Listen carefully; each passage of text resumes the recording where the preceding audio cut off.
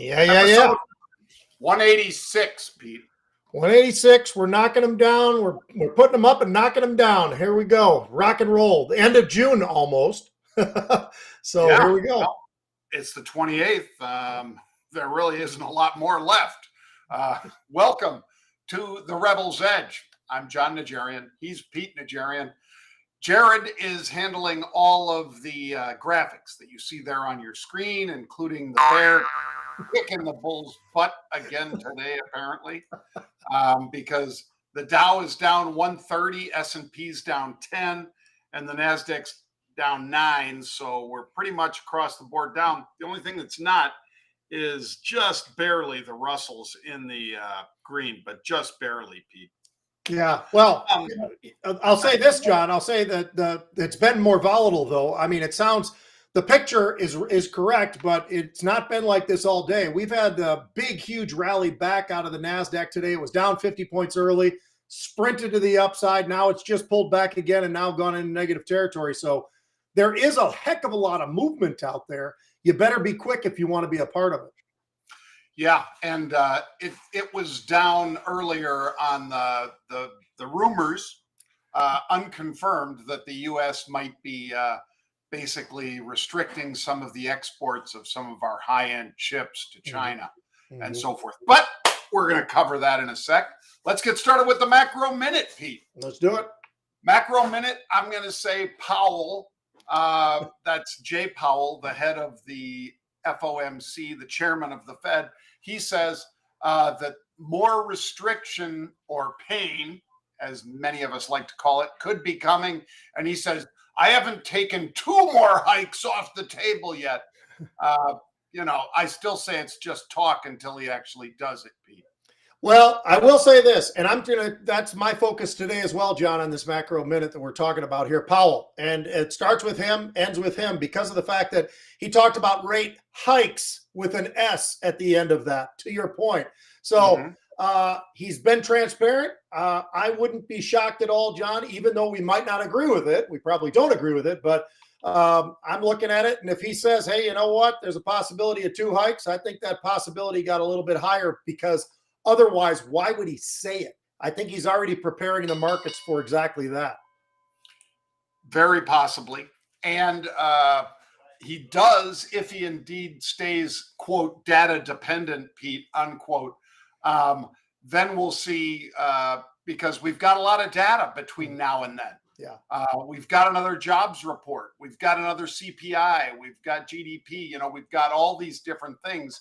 If he's truly data dependent, what if all those things show us that the application of 10 separate hikes has already done what he wanted to do? Then will he back off? Yeah. We shall see. Yep. All right. Fantastic futures. Fantastic futures. This one, Pete, that I don't think either of us have talked about. We've talked about metals before, but I don't know about palladium. But palladium is down 28% year to date. And I don't know if they just stopped using this metal or what, but if you look at where it was in October of 2022, it was $2,300. Now it's $1,200. So those futures are what I'm paying attention to. Good ones to pay attention to, John, and we don't talk about that nearly enough. You're exactly right. I mean, unfortunately, we get caught up with everybody else. It's gold, it's silver, it's this, it's that. It might even be steel, but we forget some of these others that are very, very important. I'm going to give you something that I haven't talked about in a really long time. How about the Dixie? How about the dollar?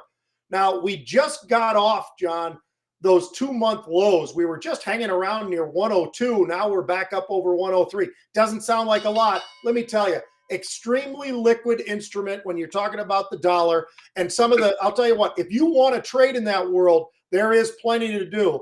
And the movement is more than it sounds like it is. And I think we start to get nervous if we start seeing that dollar get back up near that 104 level. That might be a bit of a problem, John. But for right now, just keep track of what's going on with the dollar. Well, and the dollar as a reserve currency, Pete, according to this Dr. John Rutledge, who was on our B3 Bulls, Bears, and Blockchain, one of our Twitter spaces that we do, he says that it's down to about 60% from 70%, acting as the reserve currency, but nothing else is even close. Right. So he said, even though it's down, the dollar hasn't lost its status as the reserve currency of the world yet. All right, let's talk about NVIDIA, Pete, because this is the one, top of the show, we said that, you know, there are rumors that people familiar with the situation, I love using those air quotes, say that they're considering restrictions on the export of certain chips. Now, we'll see whether or not that happens, but that's the rumor right now, is that Joe Biden and his administration have floated that out there, Pete. And John, as they floated that out there, it's pretty interesting to watch how the markets reacted to that, right? We, of course, you get a sell-off. Everybody starts selling NVIDIA. They start selling AMD. They sell anything that is a chip stock. It doesn't even matter if it's related or not, they start selling. But I can tell you this, the levels where they sold down to and where those stocks are now are completely different. I mean, NVIDIA got all the way down to 405, and before you knew it, it was trading closer to 416, 417. Now I see it's back down closer to 411, 12, something like that, but still a far way from where it was when it initially started to hit, and it hit pretty early. Same thing with AMD, same thing with a lot of those. They immediately started to bounce back up. So this restrictions, although it is something that people are just scratching their head going, really? Are we really going to do that to some of these biggest companies that we've got? We're going to start restricting whether or not they can move around the globe, which is exactly what we kind of want them to do, basically, right? I mean, we want them to be the biggest, the baddest in the world. And then suddenly, maybe we won't be that. And maybe they'll go somewhere else. Maybe something else pops up. There's a lot of things that can happen. I thought that was a very interesting move, and I think that's directly why we're seeing the pressure on the markets today. Absolutely. It is indeed the reason, Pete. And but as you say, with no substantiation of those rumors, was it just put out there to put China on notice? Or was it something else? Time will tell. Yeah. All right. Let's talk about this one, Pete. JOBY, because these are vertical lift electric vehicles. So that means basically that you've got a pod with a whole bunch of things that look a lot like a giant drone that lift that thing up off the ground and so forth. And maybe the future of short commutes, because you're not going to use that for hundreds of miles, but for something short, that kind of vertical lift and takeoff, that could be something really interesting. Well, they announced today that they have received an airworthiness certificate. That is not easy to get. Mm-hmm. So the fact that they've got this means it's gone through considerable testing, and that the FAA is basically deeming this safe to sell to somebody who wants to ride around in one of these. I don't know if that's you or me yet, Pete, but they're going to start selling these things, and the stock just did a moonshot to the upside. Absolutely ripped to the upside, to your point, John. It was a $3 at the low end of the 52-week. It's 4.5 times the entire daily volume in the first couple of hours of the day. So you put all this stuff together, stock got all the way up, established a new 52-week high at $8.50. It ain't at $8.50 anymore. Now it's $9. And John, they're buying calls. That's what you and I look for in this world. And they actually are hitting today. We're seeing call buying going on today out of the money calls. So very, very interesting to see how fast this thing is caught. And everybody's so excited about what's going on here. When you look down and you start staring at what's going on within the balance sheet, most everything actually doesn't look that bad for this kind of a company that, you've got to wait until you've got all this. You've got to spend all this money. You've got to do that and do this.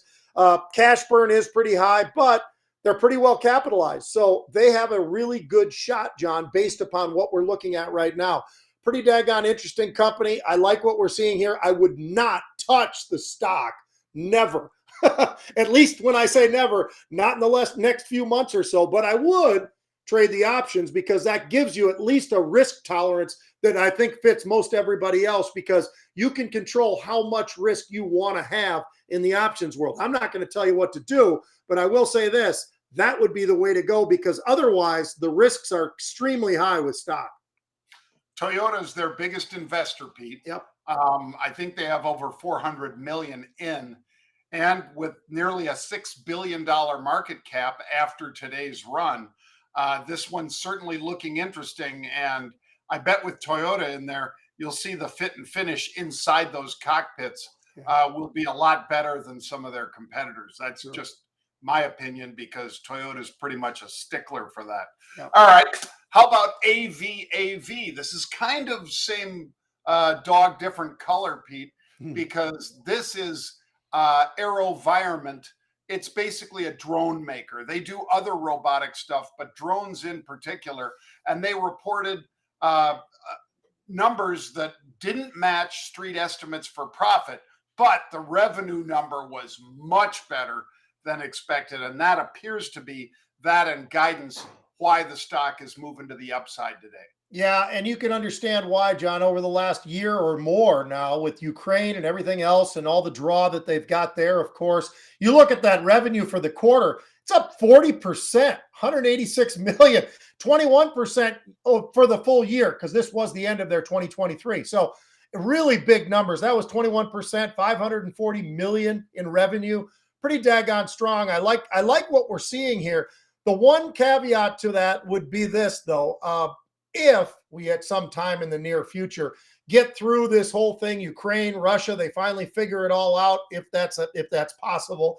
And then what? I mean, that would be the one thing that I would sort of scratch my head and just say, you just better keep that in the back of your mind, at least, because that has been a lot of the fuel for the fire of what's been going on here. Doesn't mean they can't do well regardless, but I'm just saying that has been certainly a big, big factor in why they're doing so well right now.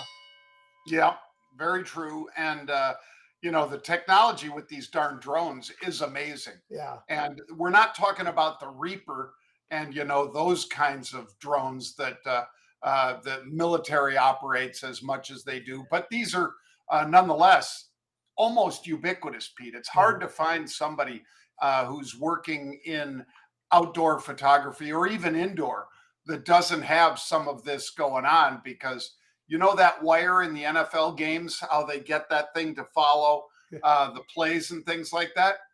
I don't think you're too far away from having some of this same sort of thing with drones. Maybe it'll be more of a baseball thing or whatever, Pete, but it's very, very interesting technology. For sure. All right, let's hit one more. Let's hit Pinterest. PINS. It was up strong. Wells Fargo gave them a big thumbs up to overweight. And they've got a deal going on, Pete, with Amazon that might really improve engagement for both of them. But in particular, obviously, Pinterest is considerably smaller. But anybody who's been on there knows they have an awful lot of interesting things that end up being a lot of memes, a lot of craft sort of things. And boy, it's very popular as far as a shared space on social. Yeah, they get great engagement, John. It's amazing how well they do there. Like you were just talking about that partnership that they've got with Amazon and how they're working that whole thing out. The ad market is something that has absolutely rocketed back for these guys as well. I mean, we hear about that a lot. Well, they're cutting back on ads here and there. Well, not so much with Pinterest. That's actually going pretty well. By the way, with that upgrade, they also went from $23 a share. They've got a $34 price target on it, John. I think last I looked, it was $28, $29, somewhere in that category. We see options constantly trading in here, and almost always it seems to the bullish side. So, somebody's been sniffing around and feeling like things are getting a little bit better in Pinterest, and certainly we're seeing a pretty healthy move today. And maybe it's not just going to be a today move. Maybe this is something that can go a little bit longer. We'll see if that option paper continues to roll in there. But I like what we're seeing here. It sounds kind of funny, but you and I sitting here talking about Pinterest, probably something that we don't do very often. But it's an incredible company, and they've done an incredible job of how they are actually maneuvering in a very difficult time when you consider how everybody else is talking about, well, the ad market's a little bit tough. We're getting squeezed a little bit. We're getting this. Pinterest seems to be doing pretty well. Pretty darn well is right. And I must say, Pete, when they came public, I did not think that this would be one that might get legs. but Right. it certainly has lately. And like you say, traded through 28 today. Mhm. All right. Now we go to Pete's favorite subject. That would be Ohtani. It's my Because- man crush. Oh my! You've been on him early, and he has just performed unbelievably. I'm not going to steal your thunder, Pete. Tell us what amazing thing this guy did last night. Well, all you got to do is find a day that ends in day, and you say, wow, Ohtani's just pretty unbelievable. That's on Mondays, Tuesdays, Wednesdays, Thursdays, Fridays, Saturdays, Sundays, all through. I mean, it's amazing, John, what this guy is doing. And that's why it's great that you and I have been trying to highlight this, because I think people have to stand up and take notice of this. You know, we saw that in the NBA playoffs, into the finals. We had, you know, a couple of players that were absolutely just unbelievable. But there was one guy who definitely stood out as the MVP, which he was, should have been for the league as well. Well, let me tell you something. Ohtani just does not stop. So what did he do last night that's so amazing? Well, he got 10 strikeouts as the pitcher, 2 home runs. When he hits the ball, John, he doesn't just hit it and it just barely gets over the, it's like 450 feet, 460 feet, whatever. The guy had to come out because he had a cracked nail. He started off the game with a cracked nail in his middle finger. Pretty tough to throw the ball that way. Not for him. Still throwing 99 miles an hour. Still throwing 10 strikeouts. You know, he's doing things that nobody has done. Or if they've done it, it's a rare breed of players that have ever even matched what he's accomplishing right now. John, he's got 28 home runs. He's got 64 RBIs. He's also got an ERA of 3.02.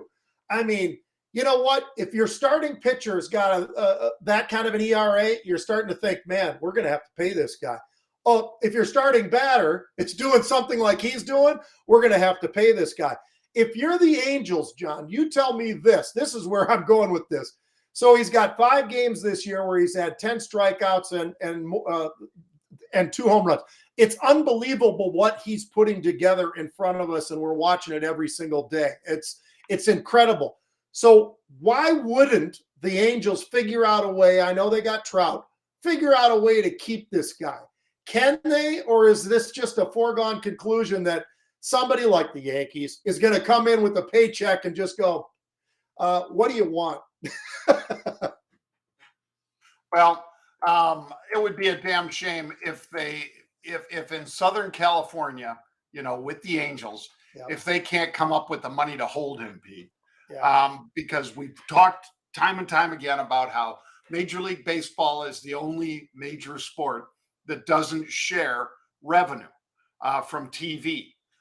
And that's a big deal because the Yes Network in New York makes the Yankees and Mets unbelievably strong in terms of, yeah, they can make a mistake here and there with a free agent signing or whatever, and it doesn't impact their bottom line to the same extent that it does for a team that doesn't get a lot of TV revenue. I mean, they do all get, when you're the game of the week. Yeah, everybody, you know, those 2 teams do get rev share on that, but they don't get it for day in, day out home games. And, you know, so this is something that's a big deal. Now, I would think that, again, in Southern California, when you have the biggest star in the game outside of Aaron Judge or outside of Alfonso with the Mets, outside of those 2 players, Pete, this is the biggest star in the game. And maybe he is the biggest overall.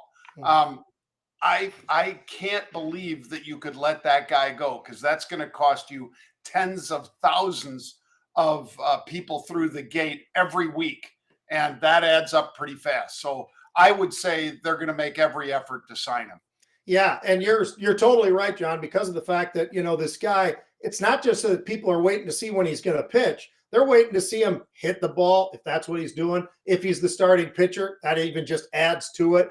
But, you know, 5 games this year with 10 strikeouts or more, I mean, it's pretty amazing just what he's accomplishing already this year. And, you know, he's not that old. He's a big, strong kid, man. He's young enough still that he's got a lot of years in front of him. And, you know, baseball, you can play a lot deeper into baseball than you can with football. So let's jump to football. Here's what we got. You and I are going to try to figure this out.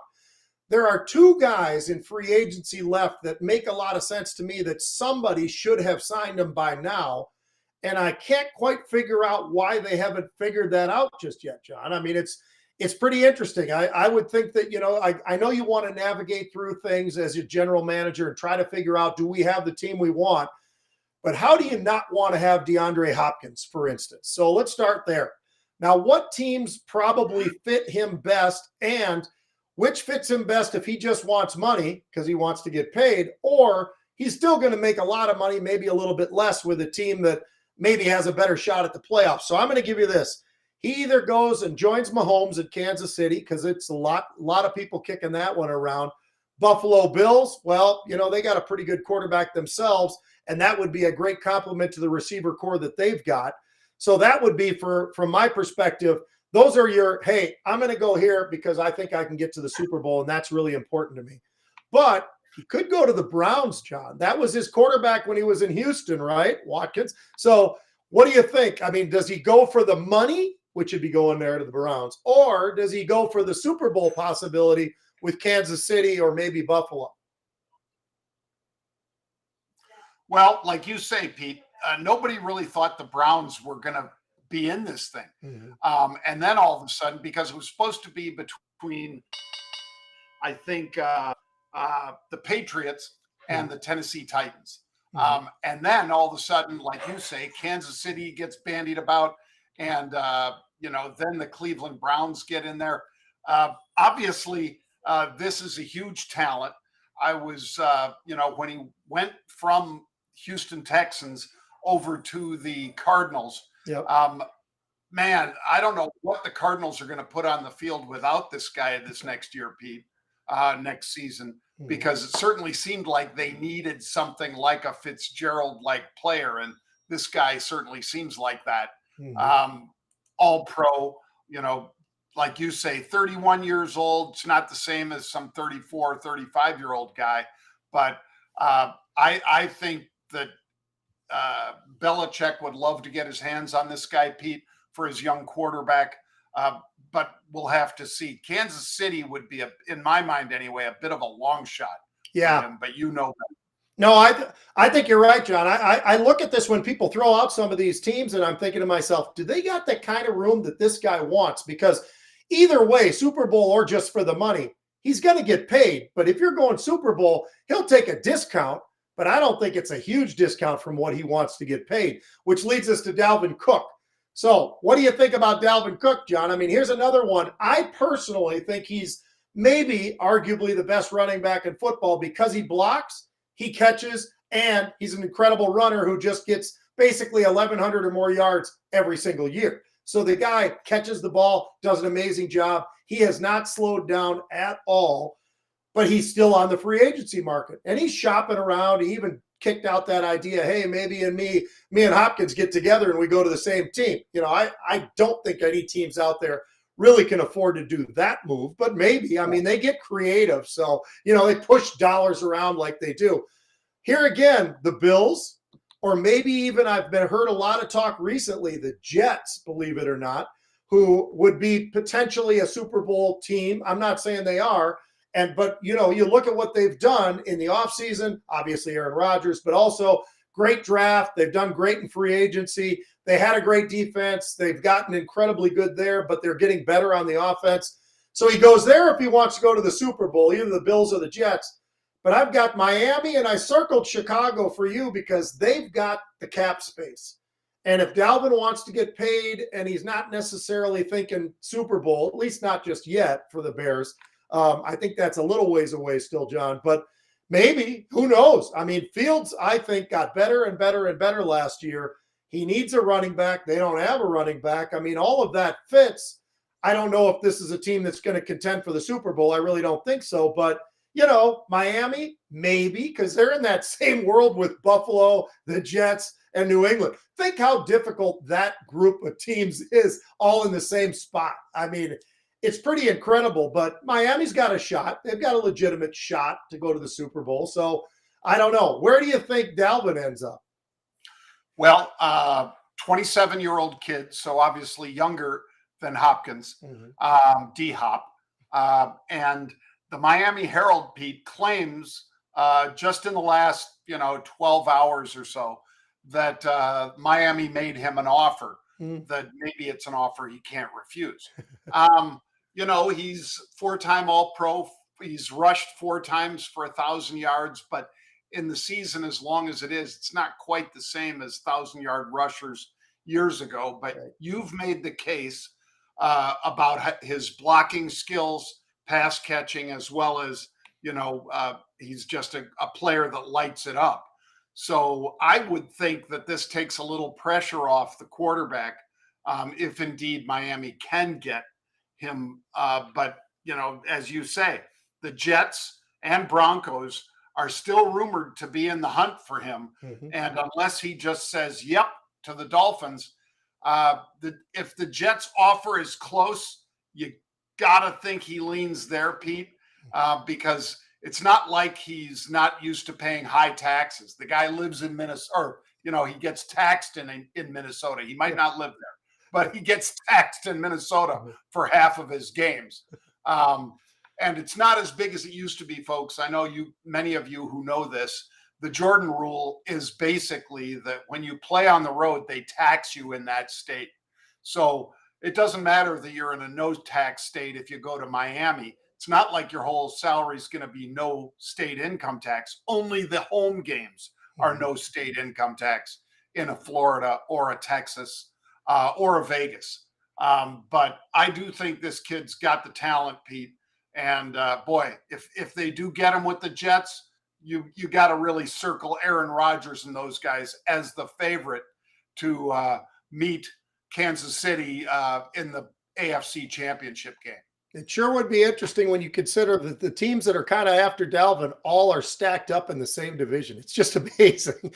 But anyway, a lot of fun. And hopefully one of these days we get these guys signed. If they, if he decides to take whatever Miami's putting out there, you know what? I think that would be, if it's something that he's willing to do, it's a potential playoff and maybe Super Bowl team, potentially.